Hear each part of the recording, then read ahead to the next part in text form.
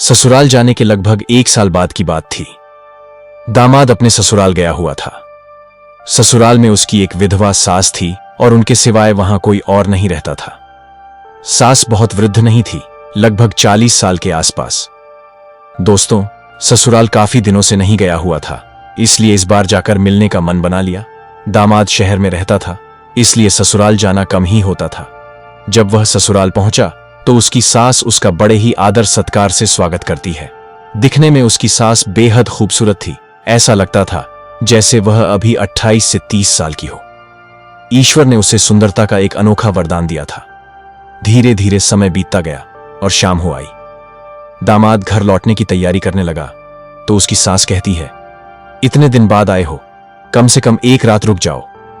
वह कहता है, नहीं, बहुत दिनों के बाद आया हूं, घर परिवार के साथ रह लूं, बच्चों के साथ समय बिताऊं। सास कहती है, घर परिवार के पास तो रोज रहोगे, आज मेरे साथ रहो। आज मैं तुम्हारे लिए कुछ स्पेशल करने वाली हूं, जिससे तुम बहुत प्रसन्न हो जाओगे। उसे लगा कि शायद खाने पीने का इंतजाम होगा।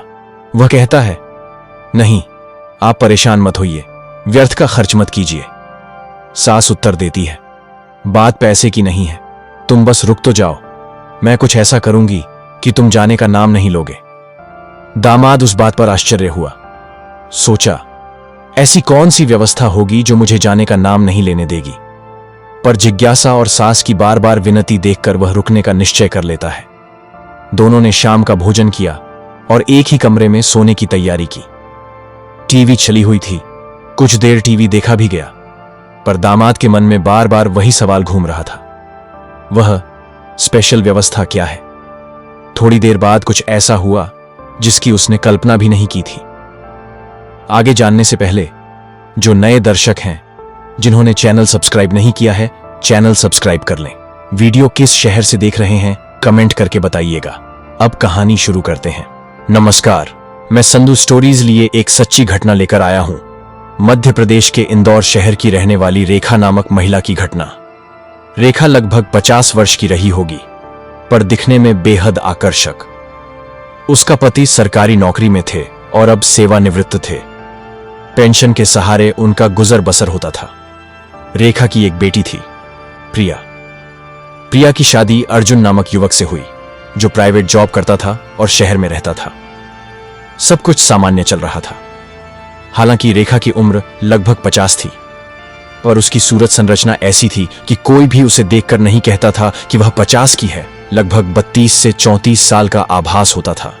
ईश्वर की दी हुई यह खूबसूरती लोगों का ध्यान खींच लेती थी, पर रेखा ने कभी भी उस पर कुछ गलत नहीं किया। पर कहते हैं, इंसान का मन कब कैसे बदल जाए कोई जान न पाए। कुछ वैसा ही रेखा के साथ हुआ। दरअसल अर्जुन जो शहर में रहता था, कुछ दिनों बाद ससुराल गया। वह वहां अपनी सास से मिलने गया, क्योंकि घर लौटने का सिलसिला कम ही होता था। फोन पर हालचाल होने के बावजूद वह मिलने कुछ समय बाद ही आता था। जब अर्जुन पहुंचा तो रेखा बहुत प्रसन्न हुई। उसने बड़े आदर से उनका प्रसाद किया। चाय, नाश्ता, पानी आदि सब कुछ ध्यान से दिया। वह देर तक वहीं रही। जैसे जैसे शाम ढलने लगी, अर्जुन ने कहा कि उसे अब घर लौटना है। तो रेखा बोली, बेटा, इतने दिन बाद आए हो, इतनी जल्दी क्यों? एक रात तो मेरे पास रुक जाओ, हम बहुत बातें करेंगे। जब तुम शहर चले जाया करते हो तो 1-2 साल बाद ही आते हो। तुम तो जानते हो मेरा कोई नहीं है, सिर्फ तुम्हारे सहारे ही हम जीते हैं। पता नहीं कब आखिरी सांस लेनी हो। अर्जुन ने कहा कि ठीक है, वह थोड़ी देर और रहेगा, क्योंकि घर परिवार का भी ख्याल रखना है, माँ बाप हैं। पर रेखा ने बार बार निवेदन किया, तुम आज मेरे साथ रुक जाओ, मैं तुम्हारे लिए कुछ स्पेशल करूंगी। अर्जुन ने फिर भी परहेज जताया, पैसे खर्च मत करो। रेखा ने कहा कि यह पैसे की बात नहीं है, वह कुछ खास करना चाहती है। इसी तरह बार बार आग्रह के बाद अर्जुन मान गया। उस शाम रेखा ने खास तैयारी की।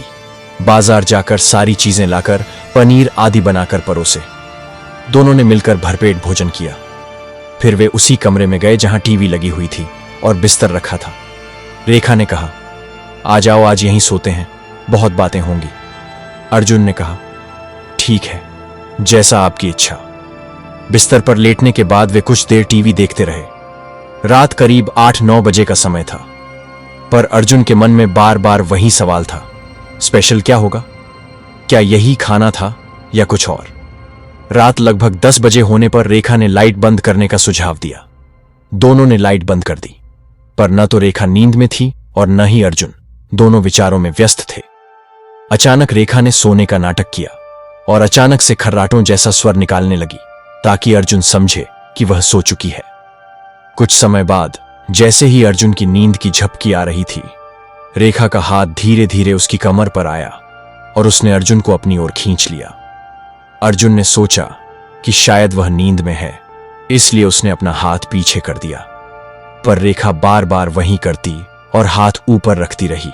3-4 बार ऐसा होने पर एक बार रेखा ने अपना हाथ उस स्थान पर रख दिया जहां से अर्जुन चौंक उठा और सारी नींद खुल गई। वह सोचने लगा, यह सब क्या हो रहा है? जब उसने हाथ हटाने की कोशिश की तो रेखा ने दूसरे हाथ से उसका हाथ पकड़ लिया और कहा, अब बस रुक जाओ, मैं बहुत दिन से देख रही हूं कि तुम हाथ हटा देते हो। अर्जुन ने कहा, यह सब गलत है। हमारा रिश्ता मां बेटे जैसा है, इसे शर्मसार मत करो, समाज में कलंक लगेगा। रेखा ने कहा कि यह बाद की बात है, अभी यह देखो, जब मैं अपनी उम्र के इस पड़ाव पर हूं तो मुझे भी एक जीवन साथी की आवश्यकता महसूस होती है। मैं विधवा हूं और समाजों यह भुगतना पड़ा हो। किसी पुरुष का घर में आना जाना होने पर लोग ताने देते हैं, बदनामी होती है। मैंने सबको बचा कर रखा, कभी किसी के साथ ऐसा नहीं किया, पर मेरा मन लगभग 1 साल से बेचैन था। मैंने सोचा कि जब कभी यह मौका मिलेगा तो मैं किसी अपने से ही यह सब पूरा करूंगी। तुम अपने हो और बात रह रहकर बनी रहेगी। धीरे धीरे रेखा की बातों और भावनात्मक दबाव के कारण अर्जुन भी प्रभावित होने लगा। रेखा ने उसे समझाया कि यह केवल एक रात की बात है, बस 10 मिनट लगेगा, सब कुछ खत्म। अंततः अर्जुन अपने आप को रोक न सका और दोनों के बीच संबंध बन गए। उस रात 3-4 बार तक रेखा किस तरह से अपने भावनाओं और आकर्षण से अर्जुन पर हावी हुई, यह वही हुआ जिसकी कल्पना शायद किसी ने न की हो। उसके बाद दोनों में यह संबंध बन गया और जब भी अर्जुन ससुराल आता वे बातें करने लगे। पहले 10-15 मिनट की फोन कॉलें अब घंटों तक चलने लगी। प्रिया को इसकी भनक नहीं थी। वह नहीं जानती थी कि उसकी मां और पति के बीच क्या चल रहा है, पर कहते हैं कि जो कुछ भी छुपाया जाता है उसका खुलासा किसी न किसी समय अवश्य होता है। अर्जुन के अंदर एक बुरी आदत भी थी। वह जिनसे भी बात करता कॉल रिकॉर्ड कर लेता था। जब उसने इस तरह की कॉल रिकॉर्डिंग अपनी फोन में रखी हुई थी तो एक दिन प्रिया ने अचानक उसकी फोन देखी और वह रिकॉर्डिंग सुन बैठी। रिकॉर्डिंग सुनकर उसके रोंगटे खड़े हो गए। वह बिल्कुल स्तब्ध रह गई। उसने अर्जुन को बुलाया। अर्जुन तब भी समझ नहीं पाया कि प्रिया इतना क्रोधित क्यों है। प्रिया ने उस रिकॉर्डिंग को चला दिया। जब अर्जुन ने अपनी और अपनी सास की आवाज सुनी तो वह भी स्तब्ध रह गया। उसने अपनी गलतियों का एहसास किया और समझा कि अब बहुत बड़ी गलती हो गई है। यह मामला परिवार में महाभारत जैसा रूप लेने लगा। प्रिया ने अपनी मां और पति के खिलाफ बहुत कठोर शब्द कहे। रेखा बार बार माफी मांगती रही, मेरी बहुत बड़ी गलती हो गई, मुझे माफ कर दो। पर प्रिया तेज तर्रार और साहसी निकली। एक दिन उसने सोशल मीडिया पर लाइव आकर मां और पति की सारी बातें सामने रख दी। यह वीडियो तेजी से वायरल हो गया। घटना ने ऐसा मोड़ लिया कि सबको समझ नहीं आ रहा था कि आगे क्या किया जाए। रेखा ने कहा कि दामाद की कोई गलती नहीं है, गलतियां मेरी हैं। यदि तुम चाहो तो मैं तुम्हें छोड़ दूं। तुम्हें बुरा समझना ठीक है, मैं मान लूंगी। पर अर्जुन को छोड़ना भी कठिन था। रेखा कहती कि तुम ऐसे आदमी और कहीं नहीं पाओगी। धीरे धीरे प्रिया को भरोसा हुआ कि गलती केवल मां की थी, इसलिए वे किसी न किसी तरह साथ रहने का निर्णय ले लेते हैं। पर जो दर्द और कलंक प्रिया ने अपनी मां के बारे में जाना वह उसके मन से दूर नहीं हुआ। यह एक ऐसी घटना थी जिसने समाज में कलंक और शर्मिंदगी दोनों पैदा कर दी। दोस्तों, ऐसी घटनाएं हमें सावधान करती हैं। हमें सजग और सतर्क होना चाहिए। आज के समय में भरोसा करना भी मुश्किल होता जा रहा है।